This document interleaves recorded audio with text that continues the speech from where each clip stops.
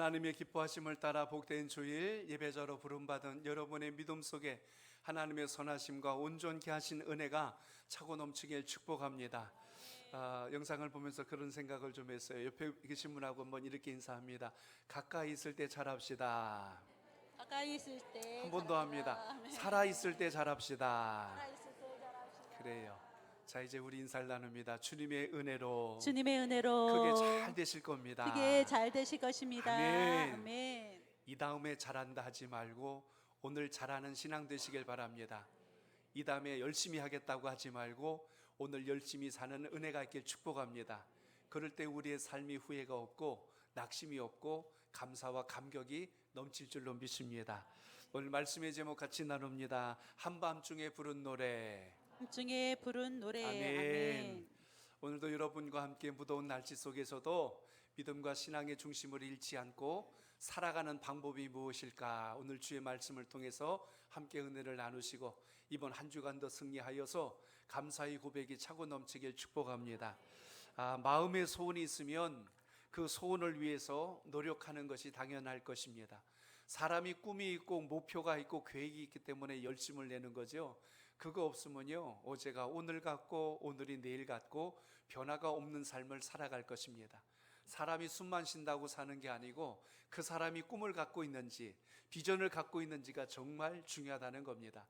사람을 만나도 목표의식을 가진 사람을 만나면 같이 힘이 나지만 그냥 어쩔 수 없어서 사는 사람을 만나게 되면 함께 기운이 쭉 빠지고 인생의 방향을 잃어버리게 되죠. 그러므로 과정 없는 결과는 그냥 오지 않습니다. 실행이 없는 성취는 있을 수가 없다는 것입니다. 오늘도 예배를 통해서 주님을 더 뜨겁게 만나시고 그 은혜로 살아갈 수 있기를 축복합니다. 전 국가대표 축구 선수였던 이용표 선수의 그 방송 이야기를 좀 들은 적이 있습니다. 참 그 선수를 이렇게 보면 이제 집사님이신데 참 신앙도 좋아요. 믿음도 참 좋긴 한데 얼굴에 쓰여 있는 글씨가 있어요. 성실, 그냥 쓰여 있어요. 얼마나 모든 일에 열심을 다하고 최선을 다하는지 모든 삶에 참 이렇게 열정을 다하는 걸 볼 때 참 이렇게 마음 따뜻하게 도전이 될 때가 많습니다. 그 이용표 선수가 했던 이야기 중에 이런 이야기가 있어요. 어떤 사람은 1시간을 일한 뒤에 열심히 했다고 생각하는 사람들이 있습니다. 이렇게 이야기합니다. 1시간을 열심히 해놓고 나 참 열심히 했어 이렇게 이야기한다는 거예요. 그런데 우리가 말하는 것이 학교에서나 또 직장에서나 아니면 이곳에서나 아니면 아시아를 넘어서 전 세계 모든 것을 생각해 볼 때 그 어떤 사람보다 내가 더 열심히 했어 라는 마음이 들어야 그게 진짜 열심이라는 거예요. 제 말뜻이 좀 이해가 되시나요? 우리가 나 열심히 했어 라고 말할 때 정말 전 세계 모든 사람들을 찾아봐서 나보다 더 열심히 한 사람이 없을 거야 라는 마음이 들어야 그게 진짜 열심이 아닐까요? 이렇게 이야기하는 겁니다.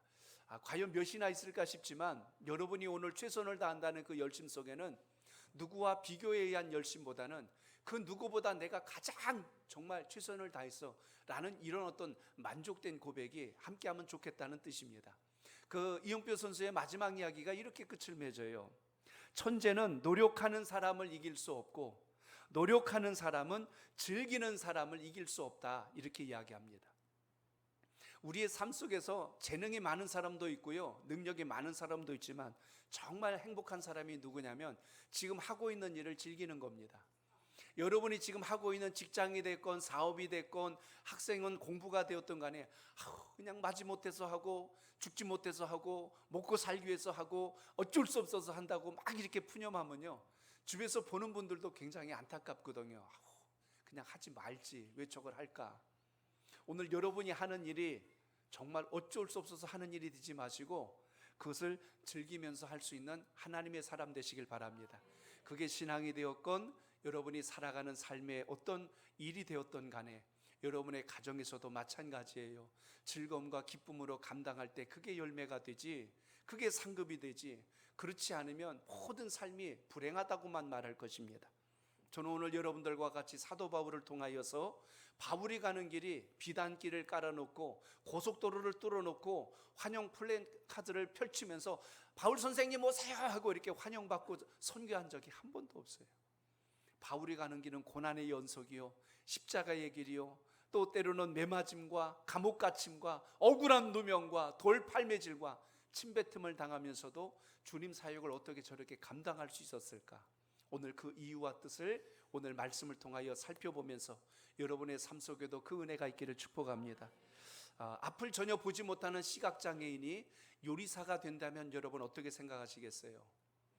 귀가 안 들린다면 모르겠지만, 말을 못한다면 모르겠지만, 눈이 안 보이는 시각장애인이 요리사가 된다면 어떻게 그 일을 감당할 수 있을까 싶은데요, 실제로 그런 사람이 있었습니다. 그 사람은 미국 최초 시각장애인 요리사였어요. 이름은 로라 마르티네스라고 하는 요리사입니다. 앞을 거의 보지 못할 정도로 앞을 못 보는 시각장애인인데 그가 요리사로서 미국에서 명성을 떨치고 있습니다. 유명한 식당에서 요리사로 일하고 있는 거예요. 자기가 좋아하는 책도 마음 놓고 읽을 수 없는 사람입니다. 100m를 가려면요 떠듬떠듬 해가지고 10분 이상 걸리는 사람입니다. 그런데 그가 매일 하는 일이 뭐냐면 뜨거운 불이, 뜨거운 물, 그리고 칼을 가지고 요리를 하는, 음식을 하는 곳에서 요리사로 일한다는 것입니다. 어떻게 요리가 가능할까 봤더니요, 그는 다른 사람들이 하지 못하는 것을 더 개발하고 연구했어요. 음식을 하려면 눈으로 잘 익었는지 안 익었는지, 또 지금 뭘 넣어야 되는지를 확인해야 되는데, 이 요리사는 어떻게 했냐면 청각을 이용했고 후각을 이용했고 촉각을 이용해서 음식의 그 맛과 그리고 음식의 그 조리가 되어지는 과정들을 이렇게 아는, 이런 것을 경험하게 됩니다. 후라이팬에 기름을 부었고 뜨거움의 그 열기를 몸으로 느끼면서 어느 정도 뜨거워졌을까를 인식하면서 그때부터 요리를 만들어 갔다는 겁니다. 동료들이 볼 때는요, 칼질하는 솜씨가 보통이 아니라는 거예요. 근데 그렇게 되기까지 얼마나 많이 손을 베고 또 실수를 많이 했을까? 다른 사람보다 몇 배 노력을 통해서 그런 요리사의 자리까지 올라왔다는 겁니다. 그래서 그렇게 요리사의 자리에 입성하기까지 올라온 과정에 감동한 어떤 분이 질문했어요. 어떻게 그렇게 요리를 잘하십니까? 어떻게 제일 힘들었던 게 뭡니까? 라고 물었더니 이렇게 대답을 했어요. 제가 겪는 장애는 사람들에게 기회를 달라고 설득하는 일이었습니다. 이렇게 이야기하는 거예요. 내 인생의 장애는 앞을 보지 못하는 게 아니라 나도 할 수 있다는 것을 설득하면서 이야기하는, 이게 나에게 있어서 가장 큰 장애였습니다. 그걸 믿어주지 않는 그 사람이 장애였지 내가 앞을 보지 못하는 게 장애가 아니라는 거예요. 참 놀라운 고백 아닙니까? 앞을 못 보니까 나는 앞을 못 봐요 하고 자기의 몸을 가지고 장애라고 이야기할 텐데, 내가 할 수 있는 가능성을 믿어주지 않는 그 사람이 내 인생의 장애였다는 것이죠. 또한 그가 하는 이야기 중에 그런 말을 하는 겁니다. 그렇게 요리를 하면서 얼마나 많이 손을 다치고 상처를 입었겠어요. 그런데 그걸 극복하고 당당하게 이제 요리사가 되었고, 그 아주 이름만 되면 알만한 그 유명한 식당에서 전문 요리사로서 그의 명성을 떨치게 되자 그녀는 이런 말까지도 고백을 했어요. 장애라고 하는 것은 사람들이 우리들을 구별하려고 쓰는 용어이지 결코 그것은 우리의 한계를 말한 것은 아니다. 이렇게까지 이야기합니다. 보통 장애라고 그러면 저 사람은 신체에 불구를 가지고 있어, 몸을 못 쓰고 있어 라고 생각하겠지만, 오늘 이 요리사였던 이 마르티네즈는 그렇게 고백한 겁니다. 장애는 사람들이 우리들을 구별하고 쓰는 용어지 결코 우리와 관련이 없습니다. 저와 관련이 없습니다. 이렇게 고백했다는 겁니다. 오늘 이 시간 여러분, 우리의 삶 속에서 고난이 오고 시련이 오고 내 인생에 장애가 왔을 때 여러분은 어떤 선택을 하며 어떤 감정을 가지고 살아가십니까?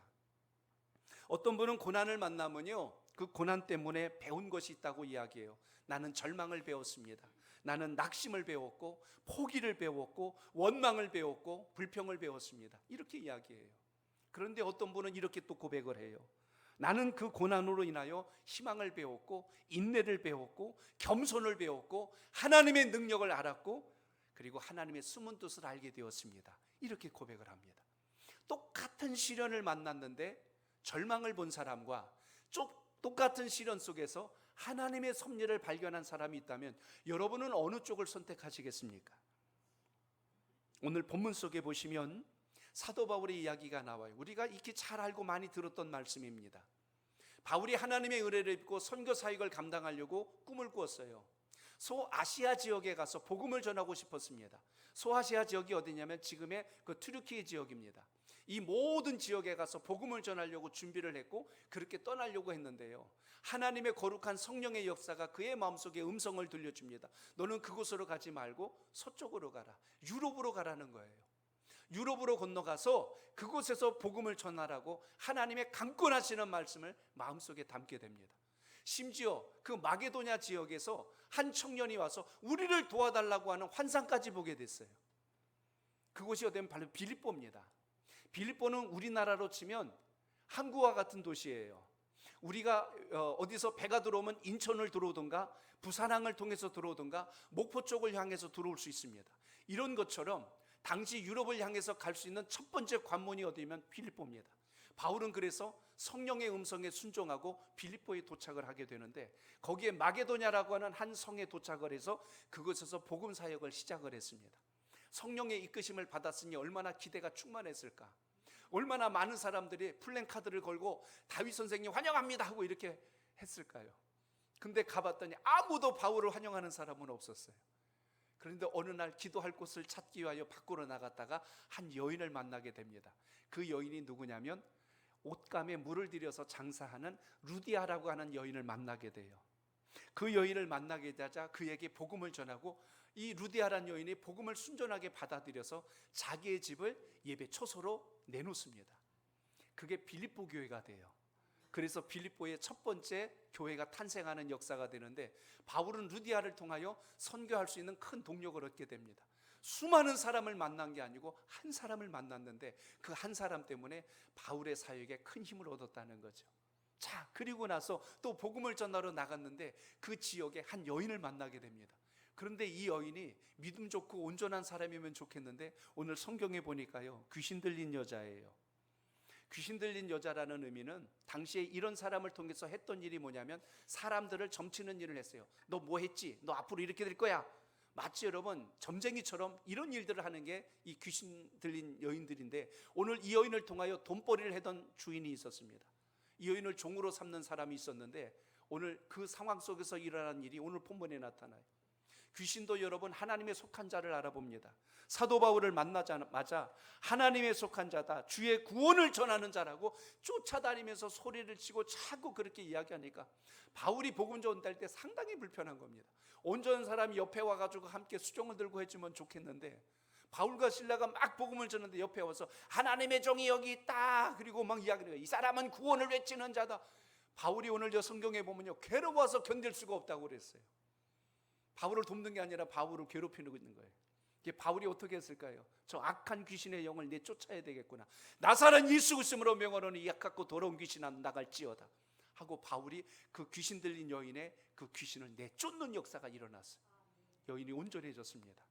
좋은 일이에요, 좋은 일이에요. 기뻐해야 돼요, 기뻐해야 돼요. 근데 오늘 성경에 보면요, 기뻐했다는 말이 안 나와요. 좋아했다는 말이 안 나와요. 이 여정을 통해서 수익을 얻던 주인들이 큰 절망에 빠지게 됩니다. 쉬운 말로 밥줄이 끊어진 거예요. 여인을 데리고 다닐 때마다 돈이 생겼는데 이제는 이 여인이 온전해졌으니까 그 일을 못하게 됐어요. 그러니까 이 주인들이 무슨 마음을 가졌어요?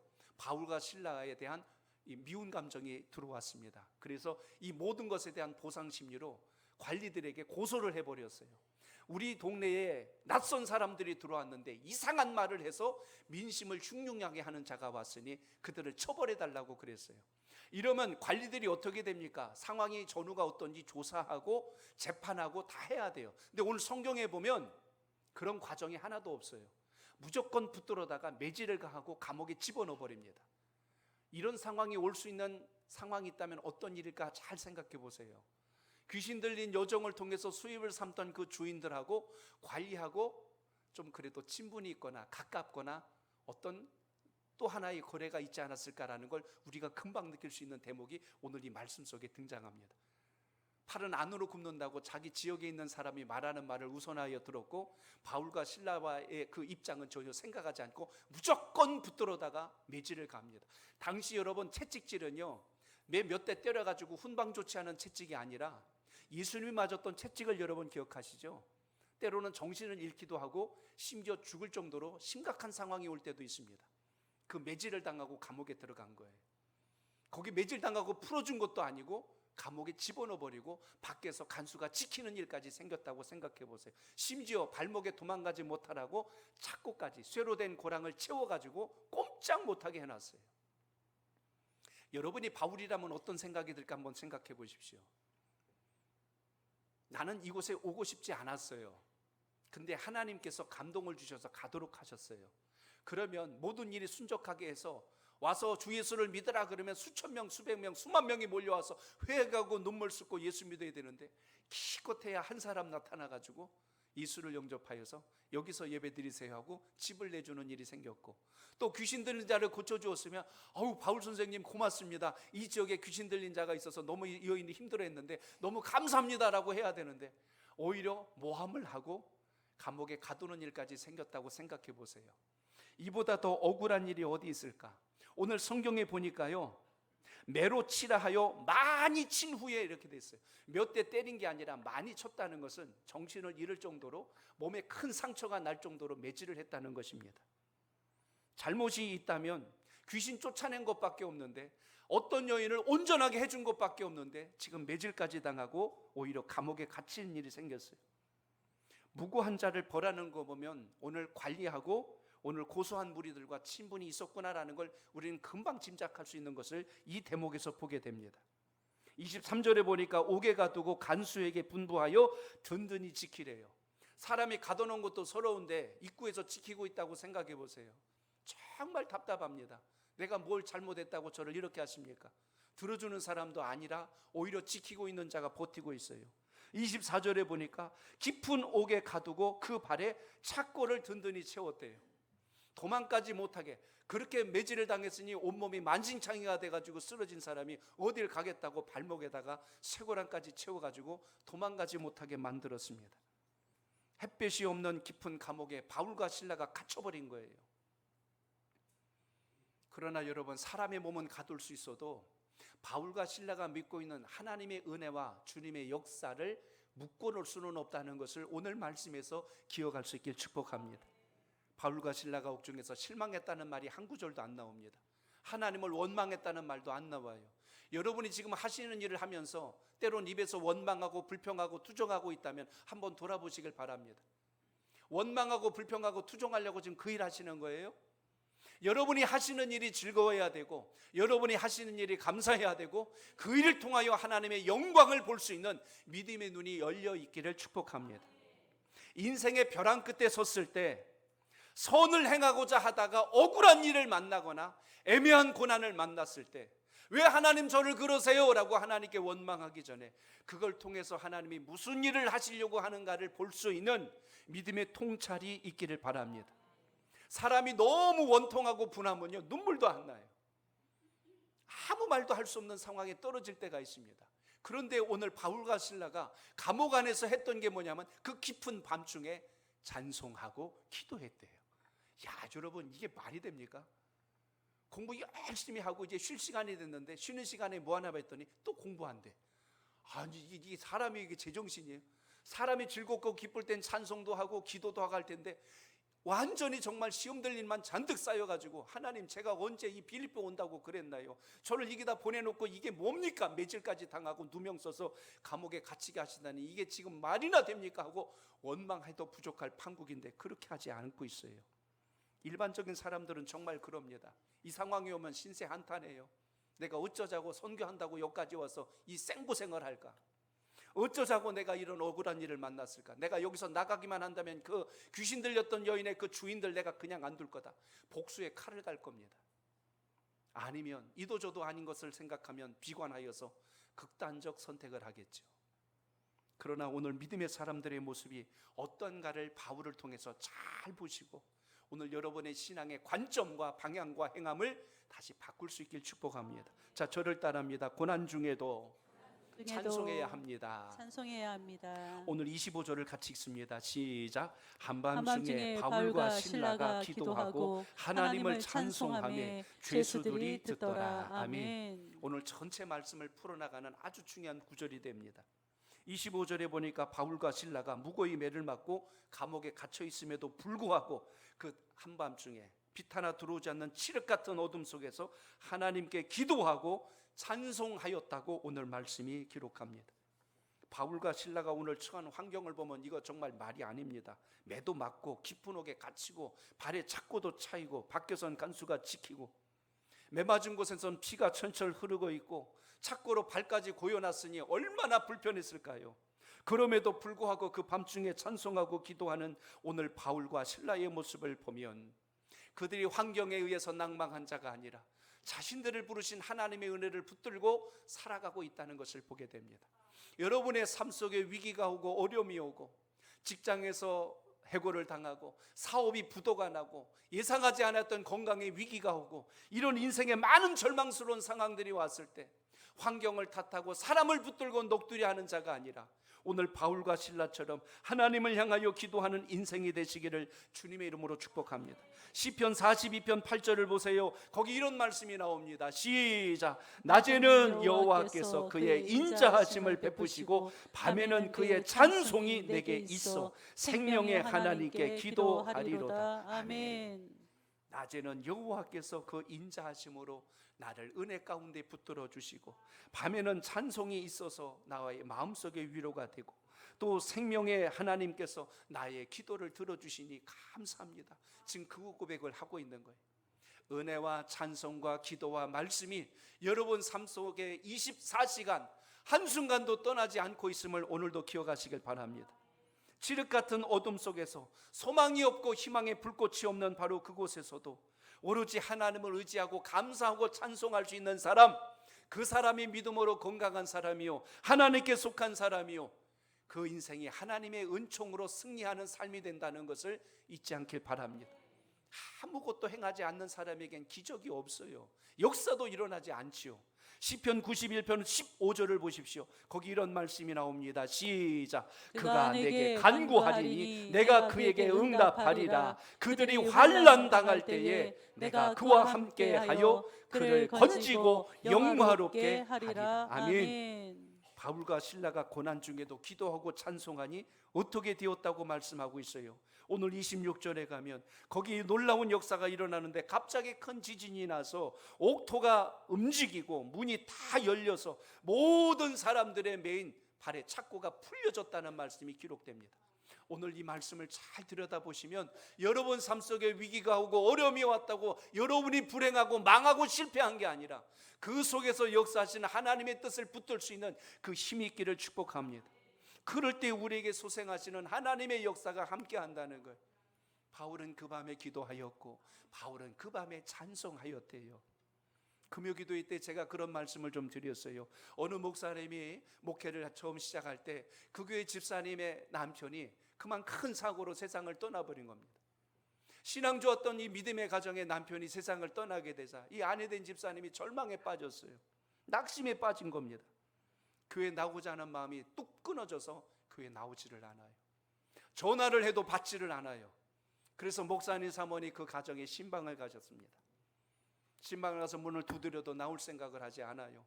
한참을 두드리고 기다리니까 나중에 문 딸깍 하고 여는 소리가 나서 열었군 하고 열었더니 거실에는 불이 다 꺼져 있고 이 여집사님은 방에 들어가서 여전히 울고 있는 거예요. 나올 생각을 안 합니다. 신방 예배를 드리고 위로를 하든지 해야 될 텐데 만나기를 원하지 않아요. 할 수 없어서 목사님 사모니 거실에 앉아가지고 거기에서 무엇을 할고 잠시 묵상하다가 거기서 찬송을 불렀다고 해요. 그때 불렀던 찬송이 찬송가 370장인데 우리 가사를 생각하며 1절을 같이 한번 불러보겠습니다. 그 가사를 생각하며 불러봅니다.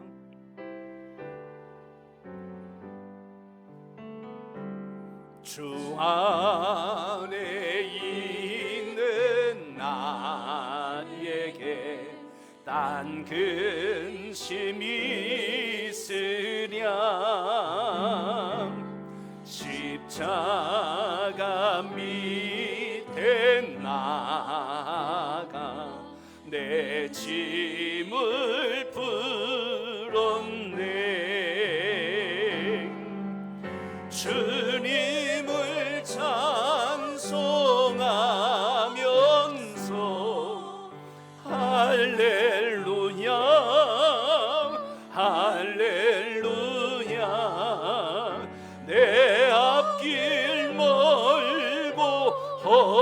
위험해도 나 주님만 따라가리.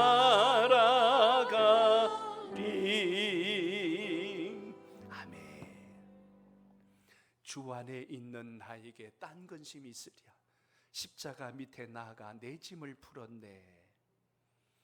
이 찬송을 한 번 부르고, 두 번 부르고, 세 번 부르고, 네 번 부르고, 계속하여 그 찬송을 계속 부르면서 마음속으로 기도를 하고 있던 터에, 그러는 순간 그 집사님께서 울고 있다가 방 안에서 같이 찬송을 시작합니다.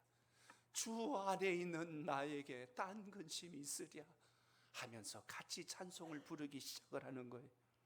그렇게 하면서 무너졌던 마음, 낙심했던 마음, 그 마음을 다시 일으켜서 다시 주님께서 주신 사명의 자리로, 일꾼의 자리로 믿음 다시 회복하여 좋은 일꾼이 되었다고 그렇게 고백한 그를 보았습니다. 오늘 성도 여러분, 사람이 위로한다고 이 여인의 마음이 회복될 수 있었을까요? 누군가 가서 용기 내라고 격려한다고 해서 이 집사님이 일어났을까요? 찬송 속에 주님의 음성이 있었고, 찬송 속에 성령의 역사가 있었고, 찬송 속에 하나님의 위로하심이 이 여집사님의 마음을 붙들겨 안고 함께 울어주어서 결국 이 여인이 다시 일어나서 좋은 일꾼으로 세워진 걸 보게 됩니다. 여러분, 힘든 일, 어려운 일 만났다고 해서 이 사람 저 사람 붙들고 하소연하고 넋두리 하지 마세요. 사람의 위로는 잠깐입니다. 아이고 그랬어, 힘들었겠네, 어쩌겠네, 잠시는 울어줄 수 있지만 여러분의 영혼 깊숙한 곳에 진정한 위로는 주님으로부터 온다는 걸 잊지 않길 바랍니다. 그래서 여러분, 우리가 어떤 어려움과 시련을 만나도 주님 앞에 서는 것이 가장 옳고 정확하다는 걸 잊지 않길 바랍니다. 누가 와서 여러분 잘 위로하지 않는다고 서운해하지 마세요. 하나님의 위로가 진짜 위로입니다. 주님 만나겠다는 열정과 소망이 여러분 속에 있기를 바랍니다. 자꾸 우리 시선이 사람을 보니까 주의 음성이 안 들려요.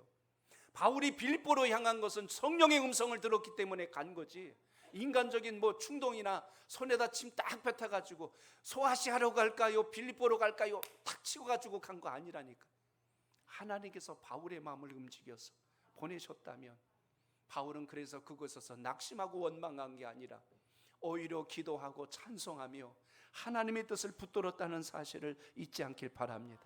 그러므로 여러분의 인생의 진정한 승리는 어디에 있어야 할까요? 저를 따라합니다. 기도와 찬송으로 승리해야 합니다. 승리해야 합니다. 아멘. 전쟁터에나가 싸울 때 손에 무기가 정말 중요합니다. 과거에는 여러분 창이나 활, 칼 가지고 싸우는 게 전부였어요. 이제는 얼마나 첨단 무기들이 많이 일어났는지요. 이젠 레이저로도 이제 무기가 되는 시대가 돼버렸습니다. 그런데 적이 돌아오는데 어떻게 싸울 줄 모르고 우왕좌왕하면서 어떡할 거 하고 서 있으면 그 사람은 정말 미련한 군인 아니겠어요? 옆에 총도 있고 옆에 싸울 수 있는 무기들이 쫙 있는데 그건 쓸 생각은 전혀 하지 않으면서 큰일 났네, 이제 우리 다 죽게 생겼네 그러고 있으면 그게 군인이란 말이에요. 하나님께서 악한 권세와 싸워 이길 수 있도록 여러분에게 무기를 주셨는데, 기도라는 무기와 찬송이라는 무기를 주셨습니다. 근데 그거 사용하지도 않으면서 그냥 큰일 났네, 죽게 생겼네, 하나님 왜 저를 주님 믿었는데 이렇게 내버려 두세요라고 원망하고 앉아있다면 그게 예수 만난 사람이냔 말이에요. 하나님의 자녀 천국 백성은 내 인생에 위기가 오고 시련이 왔을 때 하나님 주신 무기로 이기는 역사가 있길 바랍니다. 기도하지도 아니하고 찬송의 귀함도 알지 못하면서 자기 생각, 자기 고집, 자기 감정만 가지고 가면서 하나님이 나를 외면하셨어, 주님이 나를 버리셨대 이러고 앉아있으니 얼마나 어리석은 인생이에요. 그렇기 때문에 하나님이 우리에게 주신 것은 기도라고 하는 놀라운 특권을 주셨다는 걸 잊지 않길 바랍니다. 우리가 기도할 때 하나님의 마음이, 하나님의 성령의 역사가 움직이기 시작한다는 것을 잊지 않길 바랍니다. 하지도 않으면서 우리는 원망부터 시작한다니까요. 기도하지도 않으면서 기도해도 소용없다고 한다니까요. 찬송 속에 하나님의 역사가 있다는 걸 믿지도 않으면서 찬송해야 뭔 소용이 있냐고 그런다니까요. 오늘 여러분 주님 앞에 드려지는 예배 속에서 영원히 살고 죽는 갈림길에 섰다는 걸 기억하시고 그 은혜가 여러분 삶 속에 있길 축복합니다. 사람이 불구덩이에 들어가는데 정신줄 놓고 앉아 있어요? 큰일 나죠. 여러분의 인생길을 책임져 주신 분이 주님이라면 오늘 그 주님을 향한 믿음의 고백이 살아있는 예배자가 되시길 바랍니다. 오늘 말씀에 보면 바울과 실라가 기도하였답니다. 그리고 뭐 했다고 그랬어요? 하나님을 찬송하며라고 그랬어요. 그 위기 속에서 나를 왜 이렇게 억울하게 하냐고 고난을 묵상하지 않았어요. 자기를 이렇게 모함한 자들, 내가 나가면 너희들 가만 안 두리라 복수할 계획을 세우지 않았어요. 자신들이 감옥에서 우리가 어쩌다고 이런 매질을 당하여 온몸이 피투성이가 됐는고 자기 신체를 보면서 한탄하지 않았어요. 오늘 하나님의 사람들은 항상 하나님께서 주신 은혜의 본질을 붙들고 믿음의 자리에 서야 승리한다는 것을 오늘도 잊지 않길 바랍니다. 오늘 본문을 묵상하면서 늘 바울과 실라가 한밤중에 무슨 노래를 했을까라는 것을 한번 묵상할 때가 있었습니다. 그런데 참 우리가 듣는다는 게 왜 귀하냐면요, 제가 이 본문에 관한 어떤 분이 이 은혜를 깨는 말을 하는 바람에 이 본문을 볼 때마다 그 생각이 자꾸 떠올라요. 바울과 실라가 한밤중에 무슨 노래를 불렀을까 했더니 그분이 그러는 거예요. 신라의 달밤을 불렀을 거래. 신라가 한밤중에 노래하니까 신라의 달밤이라는 거예요. 이 말도 안 되는 이야기 때문에 가사가 떠오르는 게 아하 이거부터 떠오른다니까요. 오늘 본질을 잘 들여다보면 바울과 실라가 그 속에서 무슨 노래를 하였기에 오늘 그 안에 있는 죄수들도 그 옥문이 흔들리고 지진이 나서 착고가 풀려났을 때 그들이 그 속에서 도망치지 않고 그대로 있을 수 있었을까? 오늘 그 속에서 불렀던 그 노래, 저는 많은 찬송가들도 있겠지만 만약 그때 찬송가가 있다면 아마 저는 이 곡을 불렀으리라고 생각을 합니다. 여러분, 이 곡의 1절을 한번 같이 불러볼까요? 내 영혼의 그 깊은 데서 찬양합니다. 아멘.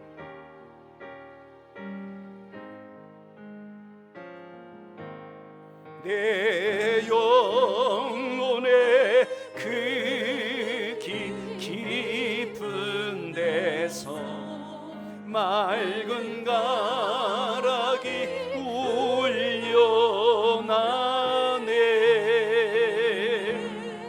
하늘 곡조가 언제나 흘러나와 내 영혼을 고이 싸네.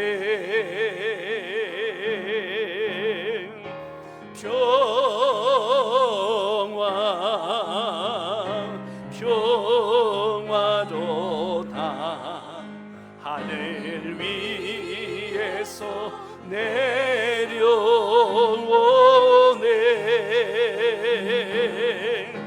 그 사랑의 물결이 영원토록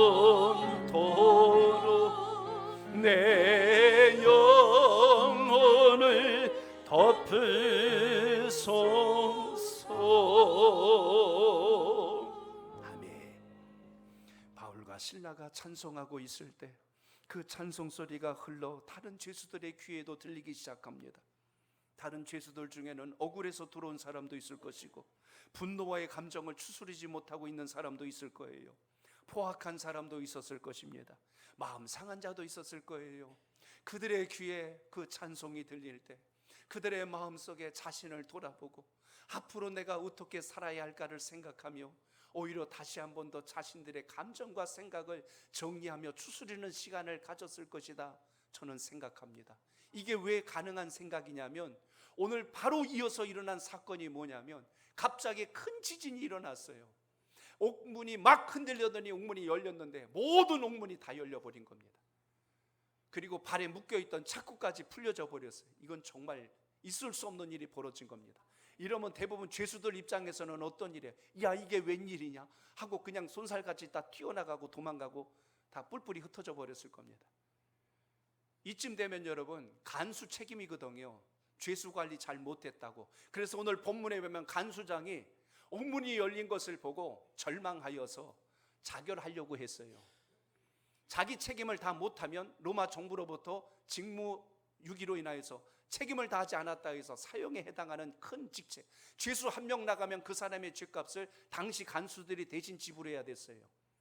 사형죄에 걸린 사람들도 있었을 텐데 다 도망쳐 버렸다면 간수는 큰일 났을 겁니다. 그래서 간수는 자결하려고 그랬어요. 그래서 여러분, 신앙이 없고 믿음이 없어지면 생각하는 게 다 극단적인 선택으로 끝나려고 그래. 죽으면 되지 뭐. 죽음으로 다 해결해 버리려고 그래. 오늘 바울이 어떻게 해결합니까? 그 두려움에 떨던 그를 향하여서 바울이 다가가서 위로하잖아요. 그러지 말라고. 우리가 다 여기 있다고. 여기 바울이 고백 속에는요, 자신만 이야기한 거 아니에요. 여기 죄수들 다 그대로 있다. 그러니 그러지 말라고. 오히려 말립니다. 은혜를 입으면 양처럼 사람이 순해지고 하나님의 뜻 앞에 세워진다는 것을 우리가 오늘 말씀을 통하여 보셔야 합니다. 그렇기 때문에 여러분 삶 속에 소망을 붙들지 않으면 우리가 얼마나 인간의 사악한 감정을 가지고 행동하게 되는가를 알아야 됩니다. 아까 첫 번째 불렀던 찬송가 370장 그 가사 2절에 보니까요, 가사가 이렇게 은혜가 되는 겁니다. 그 두려움이 변하여 내 기도 되었고 전날의 한숨 변하여 내 노래 되었네. 두려움이 변하니까 기도가 되고 한숨이 변하니까 노래가 된대요. 오늘 여러분의 삶 속에 이 역사가 있기를 바랍니다. 목양실에 작은 화분이 하나 있습니다. 녹부수를 지금 키우고 있는데요, 이 화분의 나무가 지금 더위를 먹었는지 잎이 자꾸 떨어지는 거예요. 오래 살고 잘 살라고요, 제가 수시로 물을 자주 줬어요. 그래야 물이 있어야 사니까. 물 마시다가도 물 주고, 제 앞에 있는 그 일회용 병 물 남아 있으면 그것도 보주고 계속 물러줬어요. 그러면 잘 자라고 잎도 푸르고, 때로는 일광욕이 부족할까봐 햇볕도 쬐도록 제가 비추는 것도 해줬어요. 근데 잎이 자꾸 마르면서 떨어지는 거예요. 그래서 이게 도대체 왜 이러냐. 그래서 인터넷을 찾아가지고 제가 화분에 꽃 키우는 지식이 부족하니까 찾아봤더니 이유를 아는 거예요. 물을 너무 자주 주면 안 된다는 거예요. 자주 주니까 잔뿌리가 썩어버린 거예요. 그러니까 모든 잎들이 올라오다 다 죽고 떨어지고 한 게 물을, 이 양분을 흡수할 수 있는 그 잔뿌리들이 썩어버리니까 결국 그렇게 돼서 굵은 줄기만 남는 거예요. 제가 그 사실을 알고 중요한 영적 비밀을 깨달은 거예요. 아, 그렇구나. 바로 그거로구나. 규칙적으로 물을 주지 않고 자주 줘버렸더니 썩어버렸어요. 하나님의 은혜를 쉴 새 없이 받다 보니까 우리의 영혼이 썩어질 때가 있더라고요. 그때가 언젠가 봤더니 은혜를 자꾸 받다 보니까 은혜가 나중엔 당연한 게 돼버렸어요. 나중에는 그렇게 은혜를 많이 받으면서도 불평하고 원망하기 시작합니다. 하나님께서 계속 나를 사랑해 주시고 은혜를 주셨는데 은혜를 몰라요. 그리고 투정하고 불평하는 거예요. 물이 자꾸 고이다 보니까 썩어버렸어요. 우리의 신앙에 은혜를 자꾸 주워 담다 보니까 은혜가 나를 살린다는 걸 깨닫지 못하고 내 심령이 썩어버렸어요. 그러니까 주님 안에 산다고 하면서도 불평하고 주님 안에 있다고 하면서도 원망하고 하나님 뜻대로 가고 있지 않는 것입니다. 물질 달라고 그렇게 기도해서 하나님이 물질을 보게 역사를 허락해 주셨더니 이 물질을 주셨으니 감사하다고, 사업장이 늘어나고 일이 늘어났다고 하나님 앞에 나와서 기도할 시간도 없고 예배 드릴 시간도 없는 거예요. 더 바빠져 버렸어요. 그게 축복이에요, 저주예요? 차마 내 입으로 말할 수 없고 그럴 거예요. 하나님께서 은혜와 복을 주셨으면 주님 앞에 더 감사와 기쁨과 소원으로 나가야 맞는데 잘 되니까 바빠졌다고 주님 앞에 만날 시간이 없어져 버렸어요. 몸이 삐들삐들 말라가고 중병에 걸려갖고 하나님께 기도해서 그 병이 나았어요. 회복이 되니까 그동안 아파가지고 좋은 데 구경도 못하고 여행도 못 갔다고 들로 산으로 뛰어다니면서 하다 보니까 주일날 예배 드릴 시간이 없대. 그게 축복입니까, 저주입니까? 하나님이 은혜를 자꾸 부어주셨더니 이게 고여가지고 썩어버렸어요. 물도 정체되면 썩어버리고 공기도 정체되면 오염되더라고요. 8월이 되면 태풍이 불고 때로는 큰 바람이 불고 풍랑이 일 때가 있어요. 그때 오염됐던 물이 정화가 됩니다. 그때 오염됐던 공기가 깨끗해져요. 야, 공기 이제 숨쉬겠다 그래요. 야, 물이 이렇게 깨끗해졌네. 어느 날 갑자기 깨끗해졌나요? 큰 풍랑이 일고 파도가 치면서 물이 뒤집어지고 나니까 깨끗해졌어요. 하나님의 은혜로 여러분의 심령이 뒤집어지지 않으면 고인물이 돼버려요. 썩은 물이 돼버려요. 타성에 젖어서 당연한 게 돼버려요. 감사를 잃어버린다는 이야기입니다. 오늘 다시 한 번 더 예배를 통해서 주님 주신 은혜가 여러분을 살리고 깨우는 큰 능력 되시길 축복합니다. 인생이 날마다 맑은 날만 있으면 좋을 것 같지만 그럼 그 인생은 사막이 돼버립니다.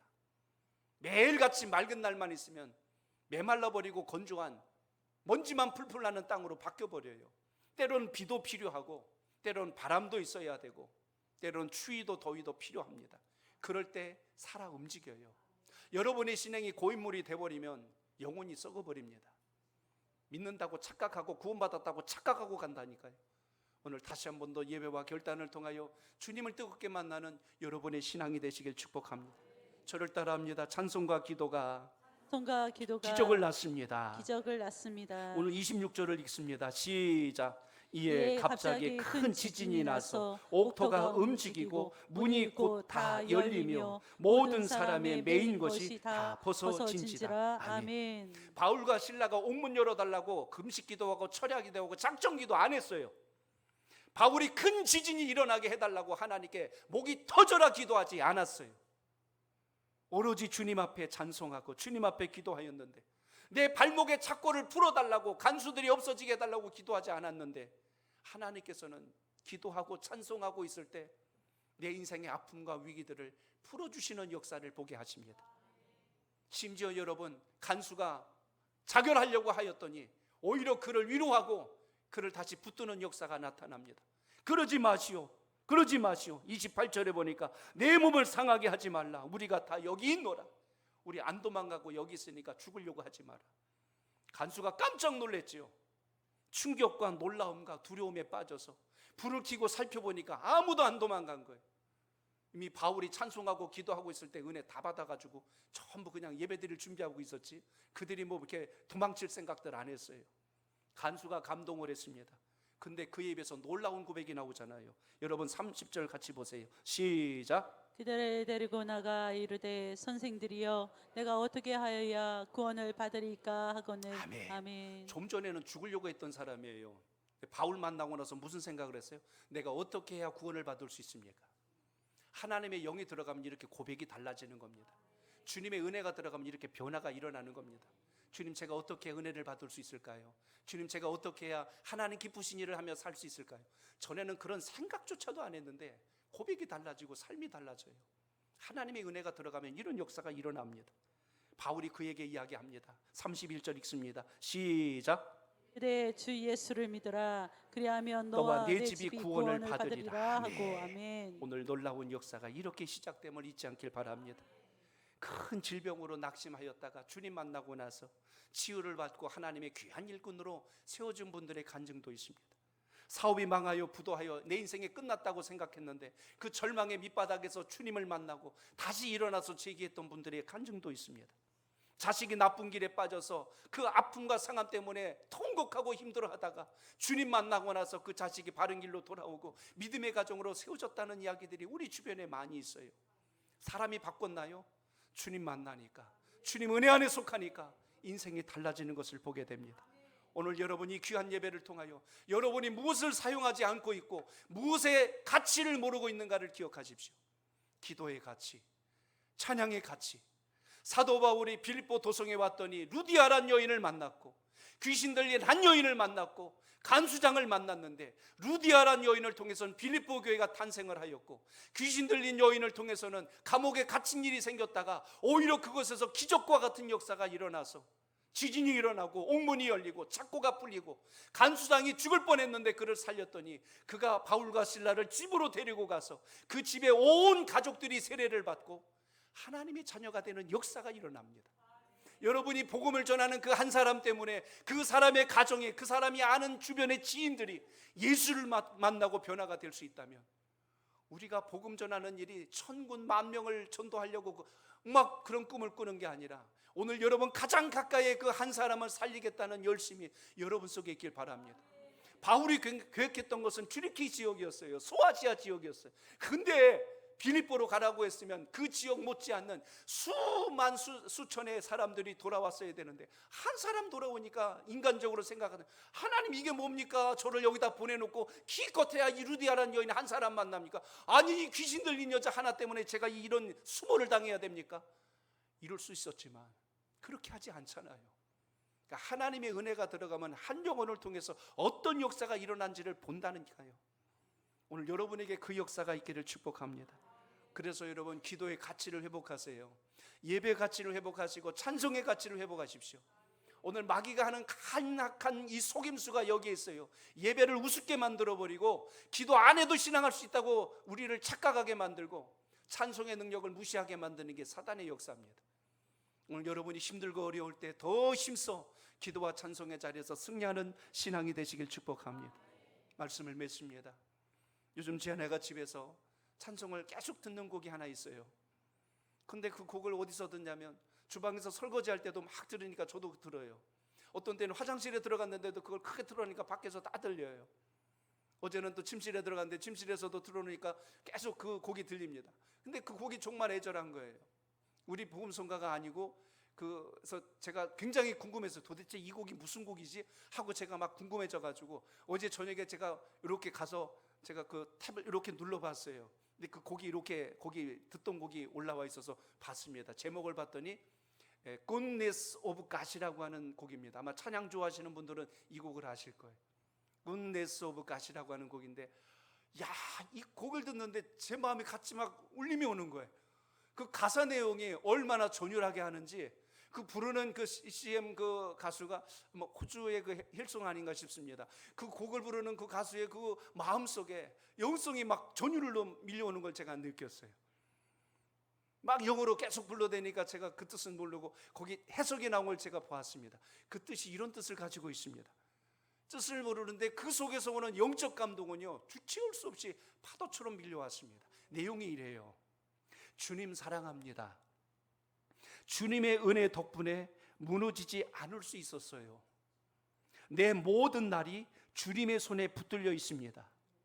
나 일어나는 그 순간부터 잠이 들 때까지 나 주님의 선하심을 찬양하네.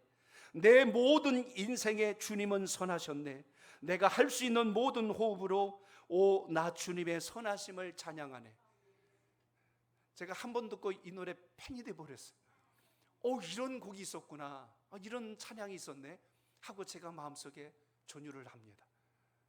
여러분의 신앙과 삶 속에 하나님께서 주신 은혜, 여러분이 기도하다가 성령님께서 여러분의 마음을 건드려 주셨던 그 은혜, 성령의 세미한 음성, 이걸 가지고 우리가 환난도 역경도 고난도 이긴다는 걸 잊지 마시고 그 신앙적 결단이 오늘 이 예배를 통하여 이번 한 주간 다시 일어날 수 있기를 주님의 이름으로 축복합니다.